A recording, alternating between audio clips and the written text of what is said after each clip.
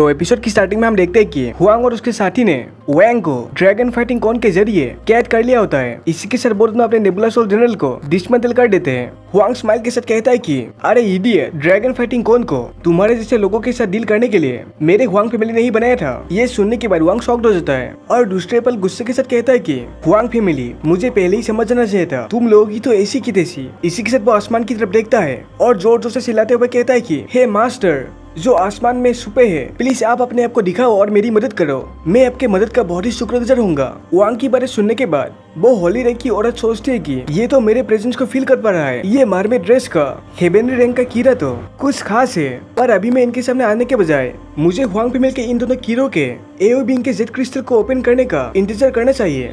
यही मेरे लिए अच्छा होगा। वांग आसमान की तरफ देखते हुए दांत पीसते हुए सोचता है कि मुझे बहुत पहले से फील हो रहा था कि आसमान में कोई बहुत ही स्ट्रॉन्ग पर्सन है जिसकी कल्टीवेशन लेवल मुझसे भी बहुत ही ज्यादा है, पर मुझे कुछ आइडिया नहीं कि वो मेरा कोई दोस्त है या फिर दुश्मन। हुआंग की बातें सुनने के बाद हुआंग का साथी कहता है कि आखिर आसमान में कहाँ पर कौन छुपा है।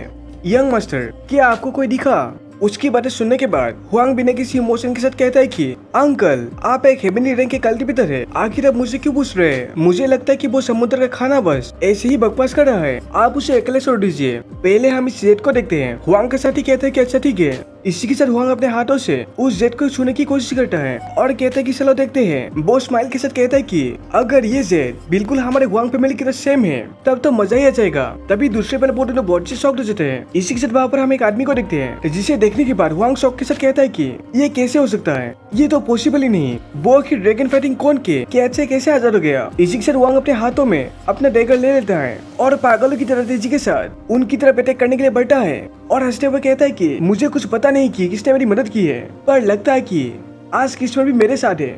इसी के साथ हमारा सीन सॉन्ग की तरफ शिफ्ट होता है, जो सोचता है कि ऑफकोर्स इसकी मदद मैंने की है।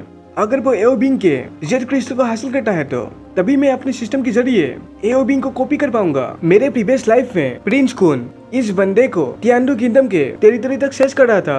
वैसे मुझे अच्छी तरह से पूरी स्टोरी पता नहीं, पर इतना पता है कि प्रिंस कुन को वो एओबिंग का स्टार सोल जनरल मिला था, पर अब हुआंग फैमिली ने ये सारी चीज डिसाइड कर दी है।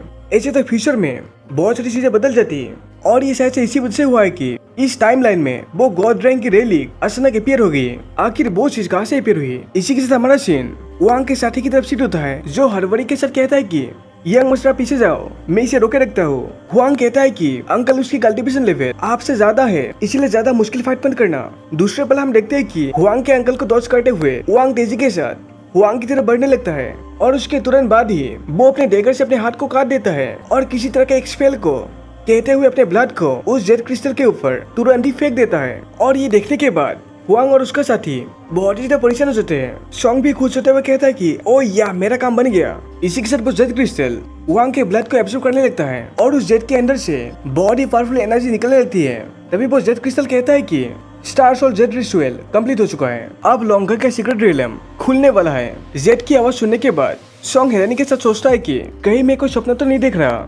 आखिर मुझे अभी अभी ऐसा क्यों लगा कि उस जेड क्रिस्टल में से कुछ आवाज आई। उसके तुरंत बाद ही हम देखते हैं कि उस जेड क्रिस्टल में से एओबिंग के प्रीवियस होस्ट का स्पिरिट बाहर आ जाता है, जो कहता है कि मैं स्टार सोल जनरल एओबिंग का फास्ट होस्ट हूँ, मैं ही लोंकाई किंगडम का किंग हूँ। हमारे फैमिली के वो सभी वॉरियर्स जिन्हें इस रिचुअल के जरिए सिलेक्ट किया गया है, वो सभी थोड़ी ही देर में सीक्रेट रियलम में एंटर होंगे और सीक्रेट रियलम के अंदर और सीक्रेट रियलम में आखिरी वक्त तक जो बंदा टिके रहेगा वही स्टार सोल जनरल एओबिंग का नेक्स्ट होस्ट बनेगा। तभी हम देखते हैं कि उस जेट के अंदर एक सेक्शन अपीयर होता है और ऐसा होने के बाद वहाँ पर मौजूद सभी लोगों को वो जेट अपने सीक्रेट रियलम में खींच कर ले जाने लगता है। ये देखने के बाद वो होली रैंक की औरत कहती है कि ये आखिर क्या हो रहा है, आखिर मैं भी सीक्रेट रियलम के अंदर क्यों एंटर हो रही हूँ। यहाँ पर हम देखते हैं कि सीक्रेट रियलम का सेक्शन पावर सॉन्ग को भी खींच के ले जाने लगती है, जिसे देखने के बाद सॉन्ग मुंह बनाते हुए सोचता है कि जिस पर्सन ने इस सोल जेट के एरे को बनाया था, क्या वो कोई इडियट था। आखिर मैं भी इसके अंदर क्यों खींचा जा रहा हूँ। ये क्या ही घटिया आइडिया है। इस एरे के अंदर तो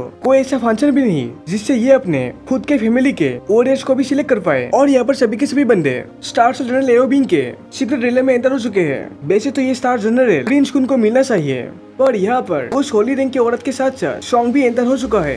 और हमारे सॉन्ग की कैपेबिलिटी तो आप सभी लोग जानते ही हो। और अब मुझे तो लग रहा है कि AOB का स्टार शो जनरल हमारे सॉन्ग को ही सिलेक्ट करने वाला है। और यहाँ पर सीक्रेट रिले में जाने के बाद इन सभी लोगों को किन किन चैलेंजेस का सामना करना पड़ता है, ये सारी चीजें आप लोग को पता चलेगी आगे के एपिसोड में। तो इसी के साथ गाइस वीडियो को हम यहीं पर एंड करते हैं। वीडियो अगर आपको थोड़ा सा भी पसंद आया हो तो लाइक शेयर और सब्सक्राइब जरूर कर दीजिए। इसी के साथ गाइस हम मिलते हैं दूसरे एपिसोड में। शुक्रिया, तथा एंड बाय बाय।